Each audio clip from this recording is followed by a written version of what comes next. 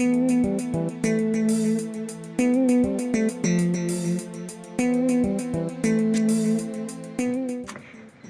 I'm Melissa, and today we're going to look at how to put Texsolv heddles on a loom. So Texsolv heddles are the polyester heddles that look like this. They come typically in bundles of 100, and they are tied with these little twist ties. And the twist ties are color-coded to the length. So if you're going to put heddles on your loom, make sure all of them are the same color to begin with. That's going to help you prevent your first mistake. So all the same color, and make sure that they are tied in their 4 locations. Now, how are Texsolv heddles made? They're actually made out of a polyester string, and they're made continuously. So it's this long thing that looks like this that then get bundled to look like this. So ultimately you'll cut them apart, but they come as one long length when you first get them.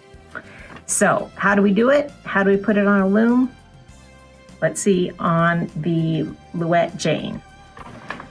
So the first thing we do is get access to the harness that you need to add heddles to. So I'm going to swing this beater just out of the way so we have access to the harnesses. Now I'm going to demonstrate on the first harness just because it's easier for the camera to see, but you can add heddles to any of the harnesses. If you're adding heddles to one of the back harnesses, obviously you'll move the beater back to the front and access it from the back, but we'll go like that. And if you aren't doing the first harness, it's probably easiest to go ahead and just lift up the harness that you're trying to add heddles to. So on the Louette Jane, the heddle bars are these wooden slats, and they slide into plastic end pieces. And there's no locking mechanism. You simply open them that way, just pull. And it's different for different looms.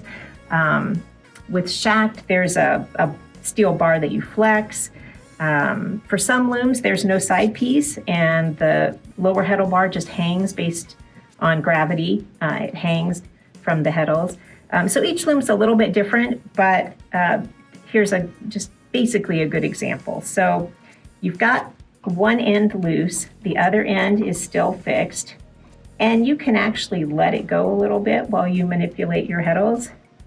Now we talked about 4 twist ties, and you want to keep in mind that it almost is like a figure 8, and your heddle bars are going to go through the top and bottom loops. What's up here and what's down here doesn't have anything to do with it. So here and here are where your heddle bars go. So the first step is to slide the heddles onto the top bar. Now, we talked about how it's kind of like a figure 8, where you've got an opening at the bottom and an opening at the top. So you just slide that heddle bar into the opening. Just make sure you don't get any heddles crossing from one side to another that might then get tangled. So slide that on. And then while the twist ties are still in place, slide that back into its side piece. And that keeps it nice and secure, and these heddles aren't going anywhere. Now, the heddle bundles look like they're going to be too short when they're before the heddles are separated. And here's a good example. You might look at that and say, well, that's just not long enough, but it will be once the heddles are spread. So we'll go ahead and pull this lower heddle bar out of its side piece. And then again, making sure not to twist the bundle, or making sure that the heddles all stay on their proper side of the opening. We're gonna just slide that on.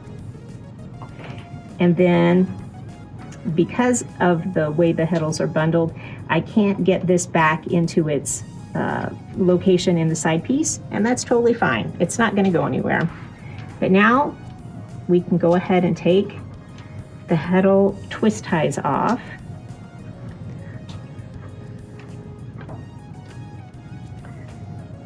because now the heddles can't go anywhere.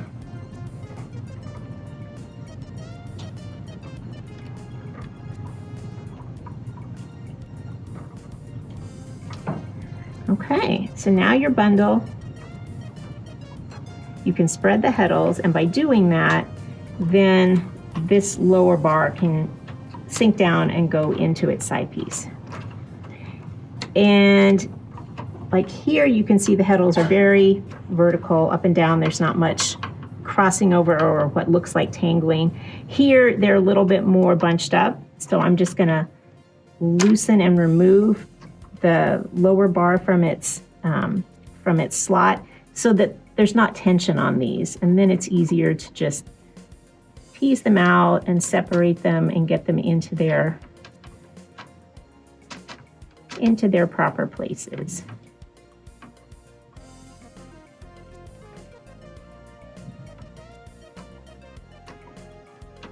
And then once that's done, then we'll close this, put it into its side piece.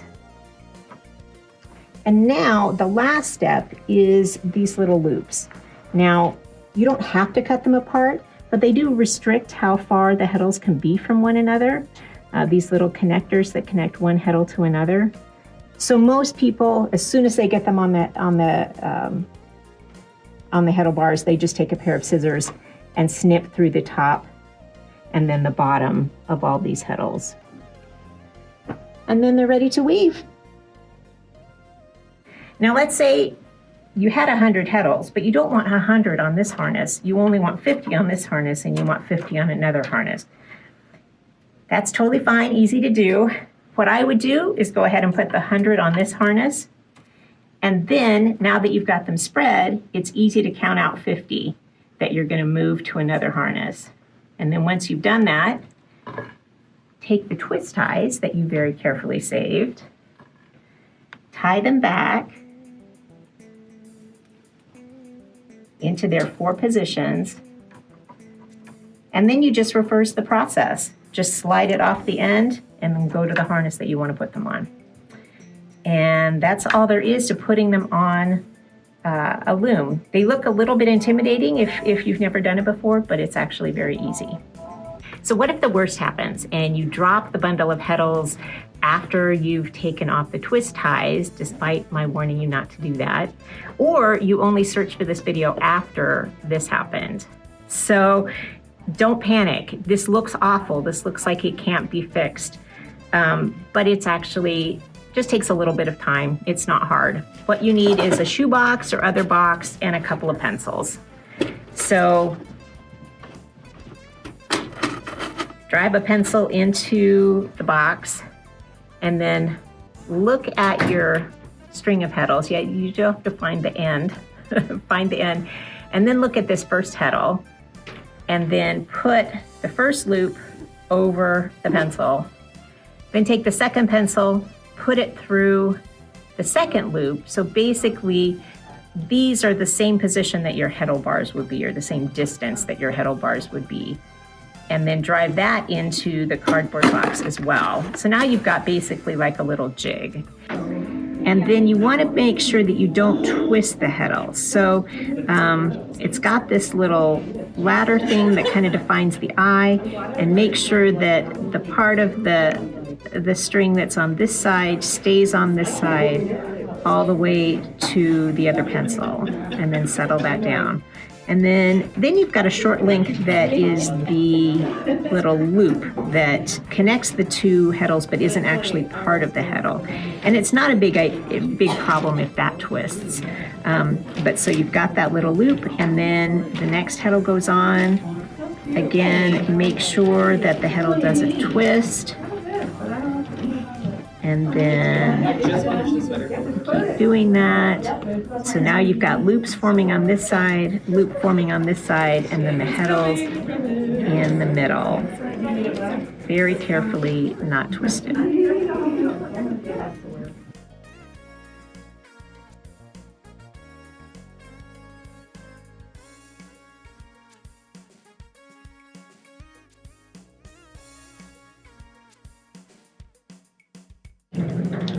So here are the last